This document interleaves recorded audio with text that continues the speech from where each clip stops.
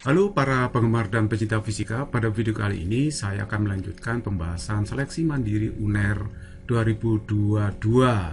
Nah, soal nomor 1, bejana berbentuk balok dengan panjang 30 cm, lebar 20 cm, dan tingginya 10 cm, berisi air 80% dari kapasitas maksimumnya. Gaya hidrostatis pada dasar bejana itu sebesar berapa? Nah, kita jawab ya. Kalau kita gambar seperti ini, jadi dia diisi oleh air, bejananya diisi oleh air. Nanti air ini akan menekan dasar bejana. Berapa gaya tekannya? Kita jawab ya. Volume bejana adalah 30 cm kali 20 cm kali 10 cm, 6000 cm3. Nah, sedangkan volume air yang diisikan adalah 80% dari volume bejana. Jadi 80% kali 6000, 4800 cm3. Massa air itu adalah massa jenisnya dikalikan volume. Nah, massa jenis air itu 1 gram per cc, sedangkan volumenya 4800 cc.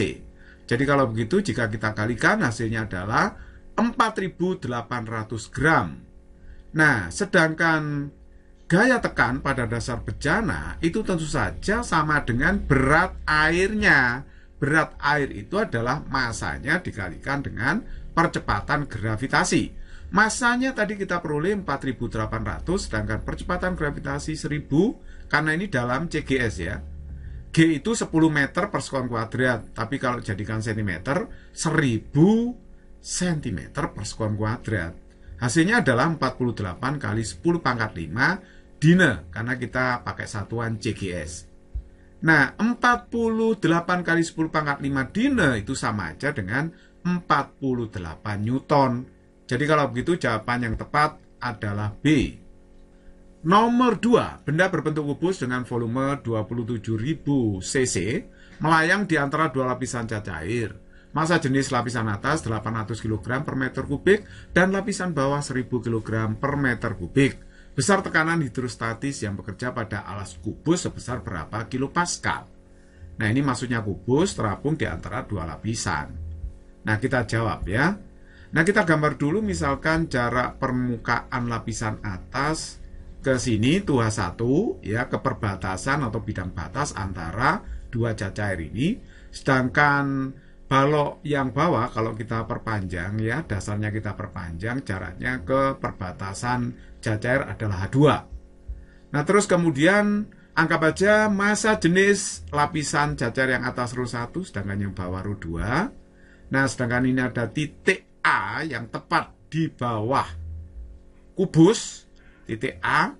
Nah, terus kemudian saya tarik garis mendatar, ini ada titik B terletak pada garis mendatar, sama dengan A terletak pada garis mendatar yang sama di dalam cat cair yang sama ya. Nah, ini adalah titik B. Berdasarkan hukum utama hidrostatika bahwa tekanan di titik B itu akan sama dengan tekanan di titik A kan. Nah, karena ini terletak pada garis mendatar pada cat cair yang sama. A itu nempel di cat cair ρ2, sedangkan B juga nempel di cat cair ρ2. Jadi di cat cair yang sama, maka tekanannya akan sama besar. Yang menekan titik B itu adalah tekanan yang disebabkan oleh berat cat cair lapisan yang kedua setebal H2 dengan cat cair dengan tebal H1 ini ya. Jadi kalau begitu ini ada tekanan yang disebabkan oleh cat cair 1 dengan cat cair yang kedua. Nah, kalau saya uraikan, tekanan yang disebabkan oleh cat cair 1 dan 2 itu adalah ρ1GH1 untuk cat cair 1, P2-nya ρ2GH2 ya. Jadi berarti ini tekanan hidrostatis.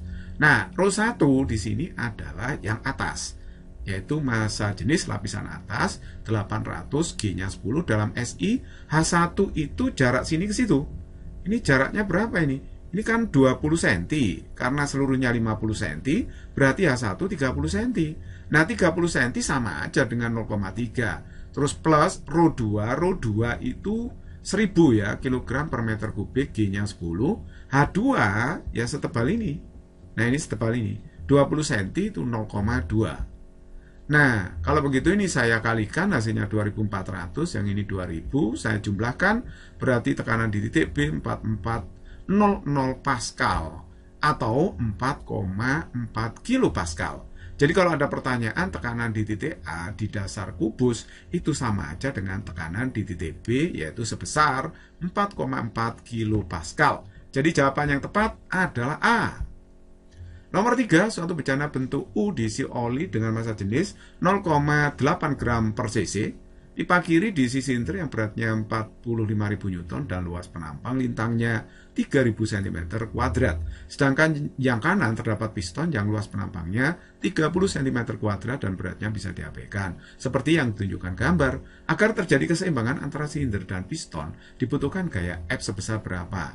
Silinder yang ini diketahui beratnya ya 45.000, sedangkan silinder yang kanan ini diabaikan beratnya.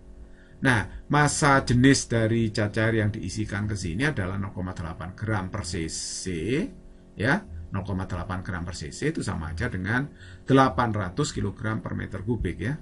Nah, sedangkan berat piston yang kiri ini adalah 45.000 Newton.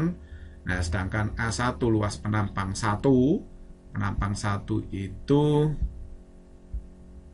nah ini ya, luas penampang 1 itu yang sebelah kiri ya. Nah, ini luasnya 3.000 cm kuadrat atau 0,3 meter kuadrat. Sedangkan luas penampang yang kanan itu 30 cm kuadrat. Berarti 3 kali 10 pangkat min 3 meter kuadrat. Oke. Nah, sekarang perhatikan baik-baik. Misalkan saya punya titik A di sini, titik B di situ. Dia terletak pada cat cair yang sama pada garis mendatar. Maka tekanan titik A dan B itu pasti sama sesuai dengan hukum utama hidrostatis. Jadi PA itu sama dengan PB. PA ditekan oleh siapa? Titik A itu ditekan, yang pertama adalah tekanan udara luar, yang kedua oleh tekanan beban piston ini ya. Tekanan yang disebabkan beban itu adalah W per A1. Sedangkan titik B ini ditekan oleh tekanan udara luar, terus kemudian tekanan F ini ada gaya luar F ya, yang mendorong piston kecil ini. Jadi tekanan yang disebabkannya adalah F per A2. Nah, sedangkan tekanan hidrostatis setinggi 4 meter yang disebabkan cat cair adalah rho GH. Setelah P0-nya kita coret, maka kita dapatkan W per A1 sama dengan F per A2 plus rho GH. Jadi kalau begitu saya masukkan W-nya 45.000, A1 0,3, F per A2-nya adalah 3 kali 10 pangkat min 3, rho GH rho-nya 800, G-nya 10, hanya 4. Nah, ini saya sederhanakan menjadi 15.000 yang sebelah kiri, terus kemudian ini kan 32.000. Nah, kalau saya hitung F-nya dapatnya adalah 354 Newton. Jadi jawaban yang tepat adalah C. Nomor 4, aliran air dengan massa jenis rho, luas penampang lintang A dan kecepatan menumpuk dinding V yang tegak lurus dengan arah aliran. Seperti ditunjukkan gambar di bawah ini. Air kemudian mengalir menyamping melewati dinding. Besar gaya luar yang diberikan oleh aliran air pada dinding berapa? Kita jawab. Nah, misalkan gaya yang diberikan air pada dinding itu adalah F. Berdasarkan teori momentum bahwa impuls yang diterima dinding itu akan sama dengan perubahan momentum yang dialami oleh air yang disemprotkan ke dinding. Nah, impuls itu hasil kali gaya dengan selang waktu lamanya gaya bekerja pada benda sama dengan delta P. Delta P itu berarti perubahan momentum M kali delta V. Delta V itu adalah perubahan kecepatan. Nah, kita uraikan delta V itu adalah V aksen dikurangi V. V aksen itu kecepatan air setelah menabrak dinding. Perhatikan, air ini menabrak dinding, kemudian dia menyamping gini, tidak memantul, tapi setelah menumbuk dinding, dia bergerak menyamping begini. Kalau dia menyamping, berarti V aksen itu 0. Karena kecepatan yang kita ambil setelah tumbukan adalah kecepatan yang searah dengan F. Jadi yang searah dengan F tidak ada ya, maksudnya yang horizontal. Komponen kecepatan setelah tumbukan ke arah horizontal itu nggak ada. Sehingga V aksennya di sini nanti kita isi 0 gitu ya. Sedangkan M-nya kita urai menjadi rho kali V. Massa itu massa jenis dikalikan dengan volume air. Nah, terus kemudian kita alihkan delta T-nya ke ruas kanan. Nah, terus kemudian ini hasilnya kan min V ya, berarti ini V per delta T. Volume dibagi dengan waktu itu namanya debit. Nah, debit itu adalah hasil kali antara luas penampang semprotan air ini. Nah, dikalikan dengan kecepatannya. Jadi kalau begitu saya dapatkan gaya yang menekan dinding itu adalah min rho V kuadrat dikalikan A. Nah, kalau gaya yang diberikan air pada dinding itu minus, maka dinding akan memberikan gaya pada air sebesar rho V kuadrat A.